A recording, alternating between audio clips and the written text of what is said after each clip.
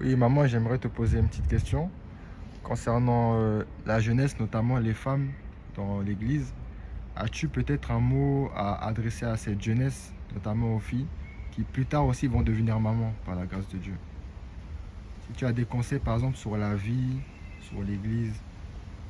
C'est un grand sujet. Ça ne va pas être sur 5 minutes. Nous faisons déjà beaucoup. Nous avons fait plusieurs vidéos, euh, notamment dans le cadre de Yanamar. Nous avons encore fait une vidéo. Ah oui, je t'interromps pas. Tu as raison de lui poser cette question parce que elle s'était toujours inquiétée à propos du bureau, du conseil des femmes de l'Église. Ah, ça tombe bien, vas-y. Oui, mais là, si je dois m'adresser à la jeunesse, c'est encore un autre pan.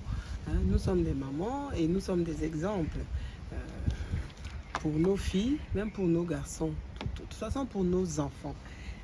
Les conseils que je peux donner aux filles dans l'église, c'est vraiment de chercher le Seigneur.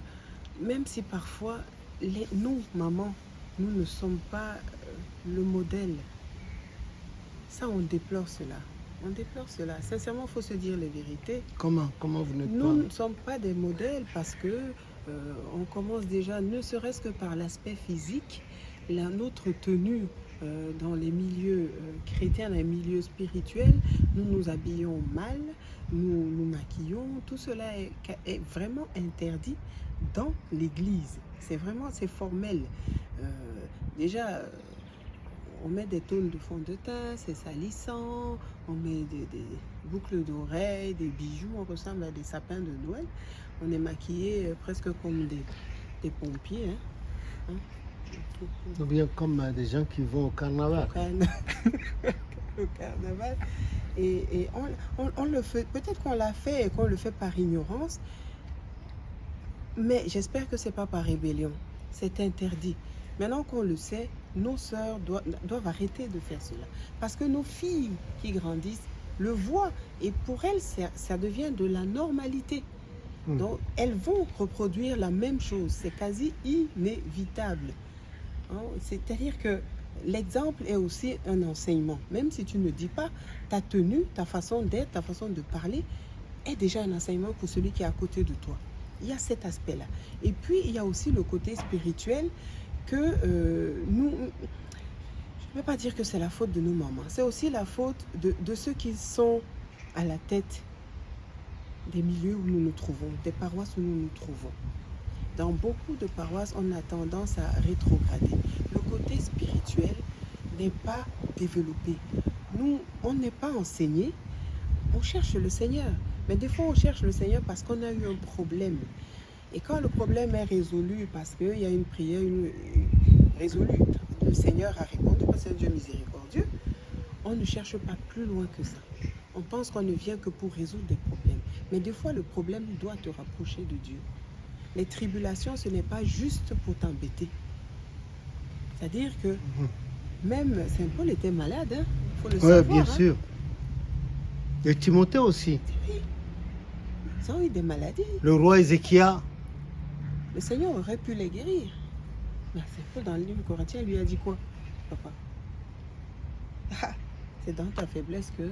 Oui, il a dit à Saint Paul que c'est dans sa faiblesse que sa grâce à lui se manifeste. Donc, au-delà même de la résolution des problèmes immédiats, qui sont des problèmes physiques, matériels ou de santé, il y a le côté spirituel qui doit d'abord être développé.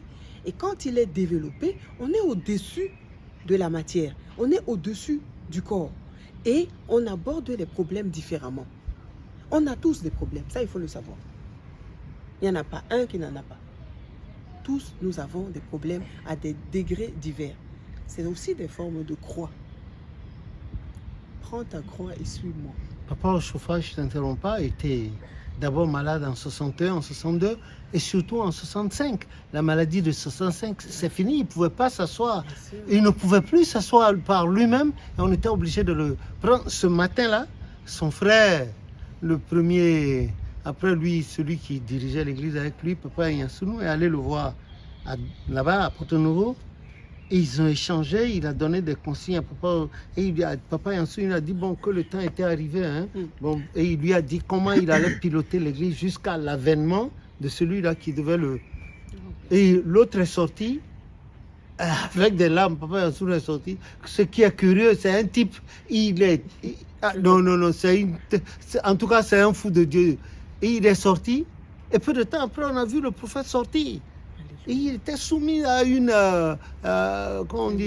épreuve spirituelle. Et c'est au cours de cette épreuve spirituelle que la folle détachée là a entonné le chant Restons tous unis pour louer le Père, etc. C'est le cantique 242.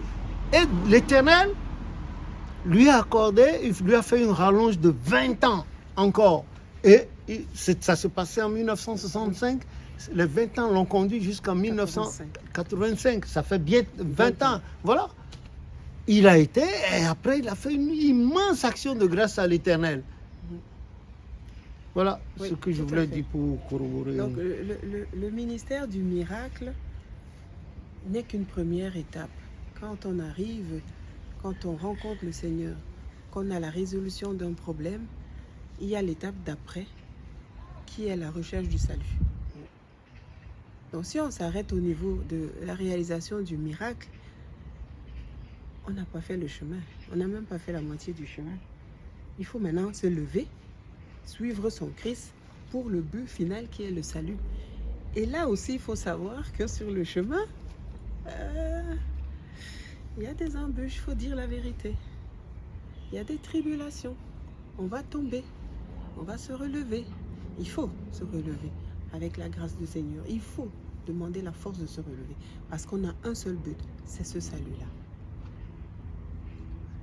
Donc les jeunes filles doivent chercher le Seigneur vraiment, ne pas s'arrêter à l'aspect physique, même si l'environnement a plus de points maintenant, c'est-à-dire qu'on est bombardé par les informations, les images qu'il faut, c'est-à-dire qu'on a des modèles totalement perturbés.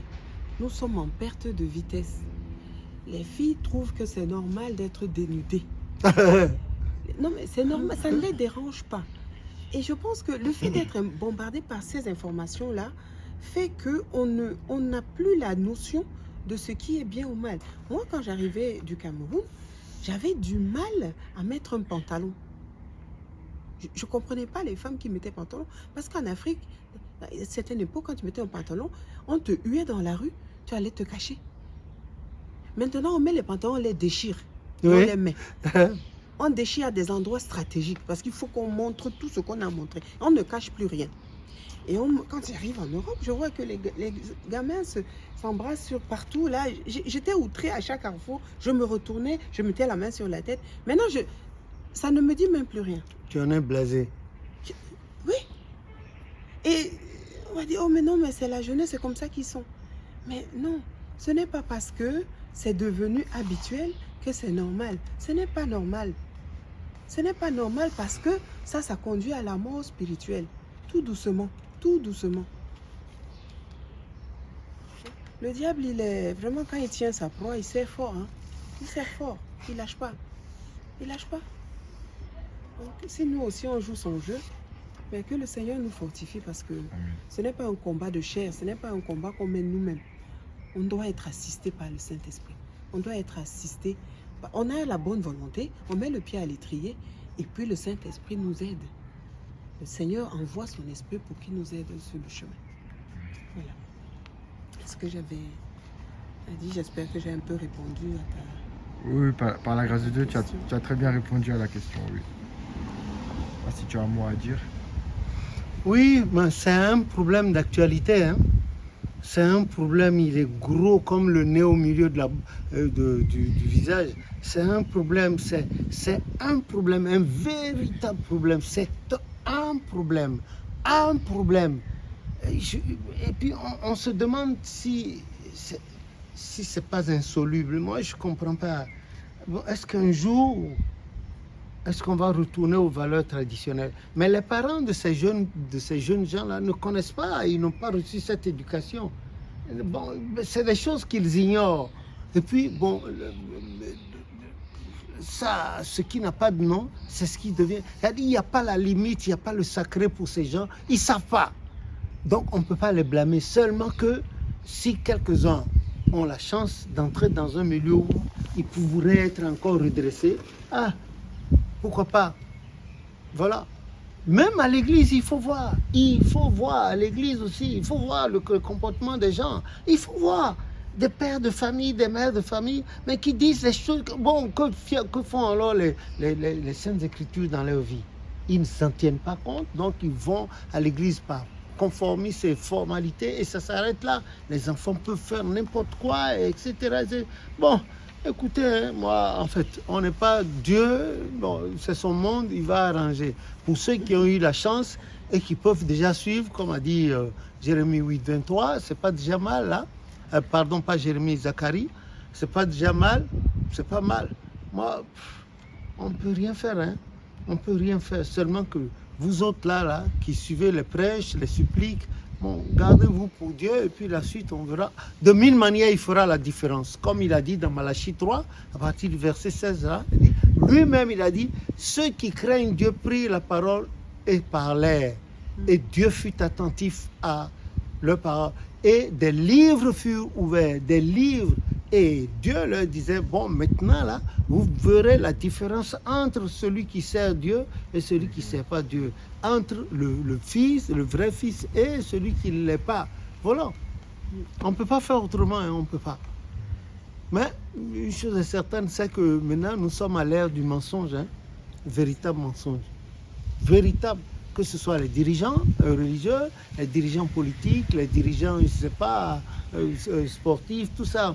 Nous sommes à l'ère du mensonge, c'est le mensonge qui résout tout. Ils résolvent tout par le mensonge et on voit les conséquences. Que Dieu nous épargne le pire. Ce qui est là, si ça devait durer encore des années. Hein, c'est pas si on trouverait encore. Voilà, c'est ça. Ça va? Ça va, papa, ça Bon. va. Tu es satisfait? Je suis beaucoup satisfait, oui. Bon, d'accord. Nous rendons grâce à Dieu. Voilà. Nous encourageons aussi à la jeunesse de regarder ces vidéos et eux-mêmes de partager, c'est-à-dire autour d'eux, afin que d'autres puissent aussi avoir cet enseignement qui peut-être pourrait leur sauver la vie, quelque chose comme ça. Ok. C'est ton souhait, c'est le nôtre aussi. C'est notre C'est le souhait, oui. nôtre. Bon, tu le mets là-dessus. Comme tu es jeune comme eux, là, ils vont t'écouter. Amen. Ok? Amen. Bien. Merci.